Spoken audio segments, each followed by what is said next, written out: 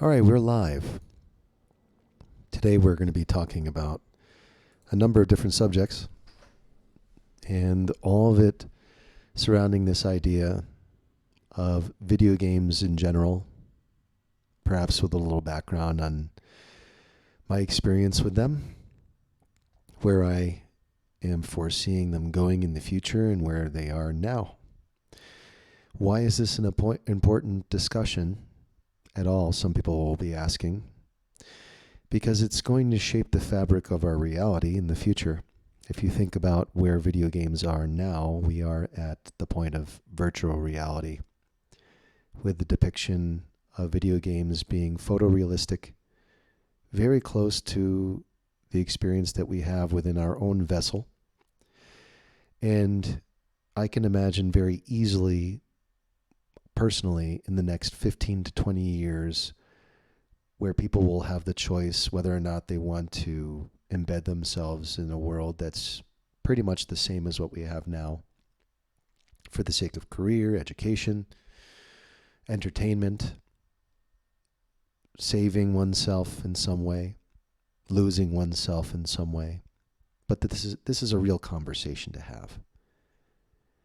Because computer technology, as far as digital zeros and ones, and this idea of talking about the binary world, has only been manipulated externally. And I'm saying externally because the mind I think of as a very binary system. It's a computing system that's very powerful. But outside of the mind, in the external world, we've been working with computers. I think mainstream has been working with computers for maybe 60, 70 years. And just look at how far we've come from Pong, as Elon Musk will say often. So let's just dive in. My concern with video games now is that the most popular games that we see, which is really interesting, they spawned from a computer game, which was also released for consoles or set-top boxes. And it's called Fortnite. It's a battle royale video game, which is, in essence, people drop into a map that's open world in a way. It's contained, but you drop into where you want to land for the most part based on the trajectory of a drop. And then it's every person for themselves. You're collecting resources, you're collecting weapons, and you're trying to get as many kills as possible and try to survive as the king of the hill, the last man standing, that kind of thing. So Battle Royale is the most popular genre in games right now. Between Fortnite, Apex Legends, those are the two big ones. Escape from Tarkov is another real big one that's been building up momentum. That you can see all of these in action on twitch.tv. And I suggest you go in and do your own research once we talk about these concepts, these games. And I make my hypothesis of how it's affecting the minds of our youngest generation, or the ghost generation, and how it's shaping their minds for the future, which I believe is a meek future if we don't start making some changes. I'm going to make some suggestions as to what can be done, but it's largely going to lie on parenting and education, whoever's influencing and educating the individuals. So I'm also saying this with a lot of emphasis towards online streamers, such as myself, but especially those that are playing the games on twitch.tv, those that have influence, those influencers on Instagram and Twitter, even if they're going at this from an entertainment standpoint, to at least look at it from the perspective that I'm giving to understand that it is viable and that this is a slippery slope when looked at in the way that I'm going to describe. Okay. Let's start by talking about the idea of compulsive consumerism. If you are a parent of a child that is age, 8 and up, and that child has a set-top box video game system or PC that is equipped for gaming, you may have found at one point or another this individual child coming to you and saying, "Mom or Dad, I want to make this purchase on Fortnite, Apex Legends, Return to Tarkov, Escape from Tarkov, sorry, Modern Warfare, whatever it may be. And of course, as a parent, you're asking, well, what is this that you're buying? Another game? No, I'm not buying a game. I'm buying a skin. And what's a skin? Well, it's something that makes it's like an accessory that goes on the weapon that I'm using in game. Are you kidding me? That's what you're going to think as a parent, right? That your child's coming and asking you for money to pay for this thing. That's if your child has the respect to ask you. Often they're just going and taking their parents' credit cards or their information and making the purchases without your consent. And that is because, like anyone who's looking for a fix or looking for acceptance from their friends, they want to have the coolest accessories and they buy these compulsively. And compulsive consumerism is based on the idea of having the hippest, coolest thing in the moment, even though it's made of zeros and ones, is non-tangible, and makes no difference in terms of your ability to play the game, other than perhaps the psychological effect that it has, which encourages more compulsive consumerism, i.e., spend money on something that's intangible and makes no difference in terms of the actual game itself and the ability to move and play. Very rarely do in-app purchases enhance gameplay, unless in the beginning with pre-orders. And that's because in the beginning with pre-orders, you're looking at an increase in price of maybe $20 to $30, sometimes $40 or $50 on top of the retail price in order to have exclusive advantage over the other players on day one. And when I tell you that this stuff would be laughed at 10 years ago, 15, 20 years ago, it would be. The biggest culprits are probably Capcom with the Street Fighter franchise. Everything is, pay to play. And the moment that you entice someone with exclusive content, even if it's shit, for the cost of, for paying a specific price, then you are reinforcing this type of consumerism, which will lead to individuals making decisions that are going to keep them in the hole for the rest of their lives. Imagine if they could go into debt to do this. I'm sure many, many kids growing up would do it because they have no idea what a debt system does in terms of creating a mentality of poverty and a lifestyle of poverty. So what are we going to do to help the ghost generation with this? Well, if they're going to play a battle royale, it's interesting. You find that the battle royale games, they're free, aren't they? Free to play. Yet everybody buys stuff in-app purchases because they have to have this acceptance from the community. But the community is apathetic. The community wants to win and be king of the hill, just like you want to be king of the hill. And only one person can be king of the hill, or one, three-man team, or three-woman team, whatever it is. They're the only ones that are going to be on top. And at the end of the day, you should just watch this, especially Apex Legends. You see people dropping in on a map and landing in an area.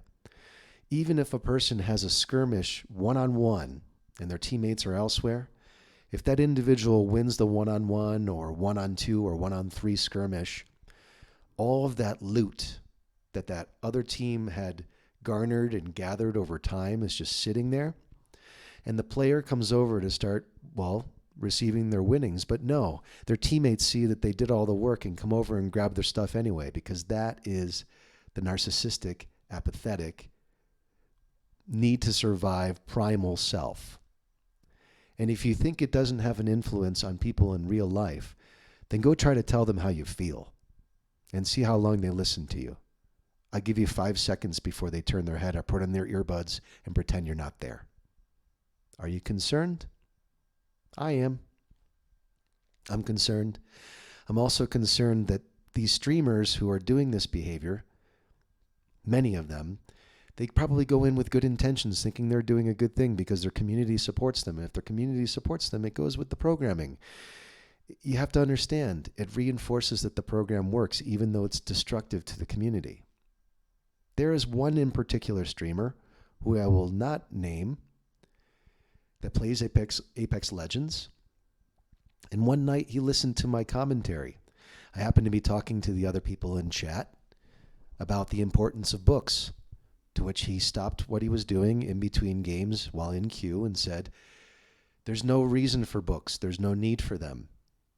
It's just a fad, and the fad is dying." To which I responded, there would be no video games if there were no books. There would be no language if there were no books. There would be no technology if there were no books. There would be no inventions if there were no books. Yet you find it's just a fad. And this is the person that's affecting 20,000 viewers, influencing the minds of them. And I'm not going to have any influence over them. But what I will explain is it creates a mindset of poverty, an educationally impoverished society. And when you have a impoverished society based on education being impoverished, then you have individuals who will conform to anything that is thrown their way for the sake of convenience, even if it has to do with relinquishing their own constitutional and human rights, even if it has to do with relinquishing their happiness, even if it has to do with relinquishing the money of their parents for the sake of acceptance by the group that is doing the same exact thing. It generates narcissistic tendency. It generates an apathetic mindset. This is the apathetic code. It goes into a code that's otherwise empathetic, and let's define what these things are. Apathy is the opposite of empathy. Empathy is love. It's one form of it. So remember what we talked about yesterday? That love goes in without having to worry, and it fixes broken code. Well, apathy, through indifference and wanting to be on top and wanting to compete and being absolutely unconcerned or showing a lack of concern, can't even think of the word, lack of concern for the other based on the need for personal gain, and it's reinforced by the community. These streamers that have influence over the rest are out there to win because that's what a video game has always been about, right? But it wasn't always, video games were not always designed to be multiplayer. And they certainly weren't always designed to be battle royale, where only one person wins. And everybody else feels like they're done because it's one life to live. And all of their loot and all of their gathering, all their time put into it is gone. And their stats drop. Think about the type of impact this has on someone's psyche, someone's brain, about what they can do, what they're capable of doing. As a parent that influences said children, or as a loved one that may have a significant other that is much older and playing these things, it is important to approach them and tell them that they are able. But it starts with education, and the education that's being received when someone says books are a fad and don't belong are destroying the fabric of society. And when people look back, if more people say, yeah, books are shit, they shouldn't exist, and education should be limited to what I'm told, based on what those people are told, based on what those people are told, we're creating a society where history will never be remembered, because history will be gone, it will be erased, it will be just a fad, right? Like books. It'll be gone without anyone writing about it. It'll be gone and forgotten, not to be recovered. So I have issues with this. I have issues with these specific situations, and I try to handle them assertively. What's the best way I can do it? Shift 108 meditation. Offer light, let it go. I go on, if I'm watching someone on Twitch making someone else feel bad, belittling someone else, when they win the game and they say, yeah, take that and eat that, emmer, effer, eat shit, all that stuff. I offer light and I let it go. I change the channel, and you know what I go to on Twitch? There's one safe place you can go to on Twitch at all times, and that is Bob Ross. You go to Bob Ross, which is on 24/7 on repeat, and you go there and you stay there until you feel like all of that stuff has been purged. And when it's been purged, fortunately, you can say, okay, this wasn't all a loss. Just understand that video games didn't always used to be this way. They used to be, in a way, cooperative, where they are to a certain extent now. These are for squads of 2 to 3 people, where you have the rest, 50 to 60 players, that are just pummeled into the ground and told to eat shit. I have problems with this. So what do? You offer light, you let it go. And you find out another way to approach someone. So what I'm going to be trying to do and attempting to do, because every time I post on here, it's one extra step, one additional step that I've made towards the top of the mountain, where there will be ease of life and a way to reach the masses in a way that heals and encourages others to also climb their own individual mountains, because we all have them. It's a metaphor for the challenges in life. As long as we follow them with action every day, even if we're falling off the bike, we get back on. Regardless of what anyone says, even if they tell us to eat it, we get back on and we continue. And so that's why you see every day a step and another step and another step. And if you find that this is of value to you and you have an equal aspiration to do this, please click and subscribe. Support this channel. Write in the comments. Tell me how I can be supportive towards you. Tell me how I can help you. And I'll do my best. But I have to be assertive tonight. I have to say I'm concerned. Anytime an individual is playing these games, especially as a child at 8 years old or older, it concerns me that this would be the priority over going outside and playing. I know everyone said that, oh, that's so lame. No, it's not so lame. We're talking about the idea of doing something that requires effort. And I give credit to streamers. It's hard to stream 8 to 10 to 12, sometimes 24 hours in a session. But to be mindful of the individuals that are watching, these viewers are easily influenced because this is the type of gameplay they've been exposed to. And so how do we turn apathy into empathy? We offer light and let it go. Give them that Mario star right above their head. Let it drop down through their third eye into their heart center, and imagine it fulfilling their lives and fixing these programs. If your child is playing, go figure out what the game is all about. Ask them. Ask them what it's about. And tell them, okay, if the object is to win this battle royale, don't belittle the other person. When you lose, say good game. When you win, say good game. That makes the game good. It's easy.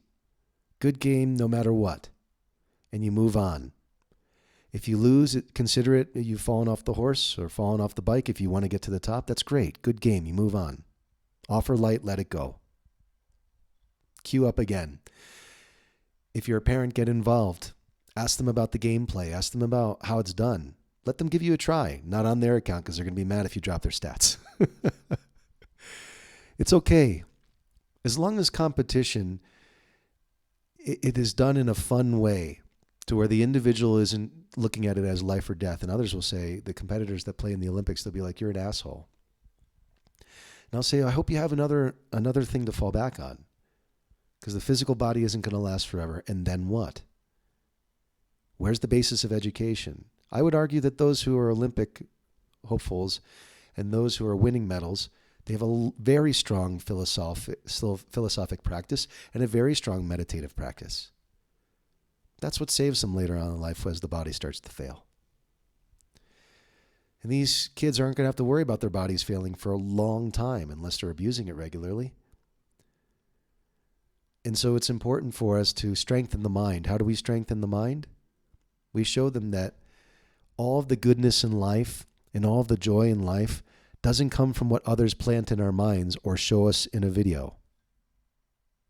It doesn't have to do with that, even though that's what's taking off today is video. Everyone's talking about it. It's because no one has their own ability to imagine in their own mind. This is what it's about. This is what we talked about yesterday. This is a mantra for creative mindset and for imagination. That if there's an attachment to the pre-existing image, then there's no room for the creative self. You must let it go. Allow this light to enter you. Allow this light to enter others. Allow the programs that are broken to be fixed. And then through that, you will be empowered. And you will find yourself renewing. Everything that may have been neglected for a while, it starts to renew. And it's a powerful impact. This card is designed for you to be receiving light and receiving power and receiving the ability to convert things into workable programs, to reform who you are. It's all there. And look at this. The individual has let it go, and now there is this beautiful lotus flower in their hands, offering it up. And as you offer it up, guess what? A lot more sprout in the water. 13 in total. It's a powerful, powerful image. Use it to your advantage. And then, when no one's looking and when you feel completely safe, allow yourself to close your eyes and dream. Or if not, to read a book and to imagine that scenario in your mind. Because if you cannot create images in your mind, you will not be able to do magic. And that will limit the ability to reprogram who you are. That will limit the ability to be at ease with life. If you're constantly worried about what is the next step to do and you're waiting on someone to show you, please break the habit. Offer love, let it go. That stuff will not help you. If someone's talking to you in that way, that you must do X, Y, and Z, you must conform, you must watch, you must do this. Oh man, whenever you get a chance to run the other way, or communicate with this person if you feel like they're going to listen, and tell them, listen, you're not helping me. I need to develop my imagination. I don't need to be fed everything, visually, auditorily. I can't get by with someone invading my mind all the time. That's why I'm so grateful to my parents. My parents said to me, dream. Do the best that you can. Don't give up. Keep going. Here are the suggestions. Take them or leave them. Do your best. Get back up. Try again.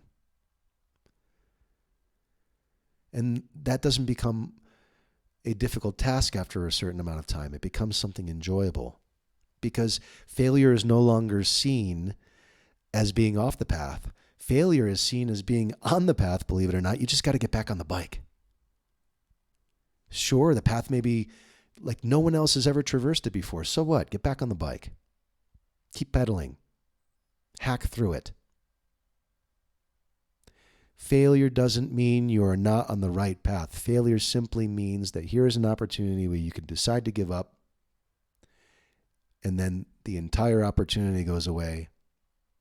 Or you can keep going and eventually reach the other side.